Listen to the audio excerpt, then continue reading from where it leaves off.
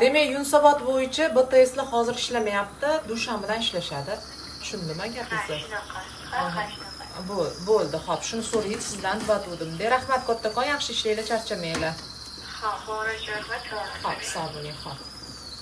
Mana Hayit munosabati bilan BTS pochtalar hali ham ish faoliyatini olib borishmadi. Ishlashyapti, u Yakkasaroy Sergeli tomonda ishlashyapti. Yunusobod bilan Yakkasaroy Sergeli juda ham uzoq. O'shaning uchun kimnidir pochtasi sal kech qolayotgan bo'lsa, ming bor uzrlarimni so'rayman. Sababi mana 2 kundan 3 kun hayit bo'lgan bo'lsa, 3 kundan beri hali pochta chiqara olmadim. Mashincha pochtam tiqilib yotibdi. Klientlarga hali yetkazib bera olmayapman. Shuni inobatga olasizlar, Xudo xolasa, ertaga dushanba kuni ishlashayotgan kunligi Xudo xolasa ertaga chiqarib beramiz. Mana kiyinib yasanib ertalabdan pochtaga ketayotgandim. O'sha pochtaga bora olmaydigan bo'ldik. Mana o'sha ishlamayotgani sababida.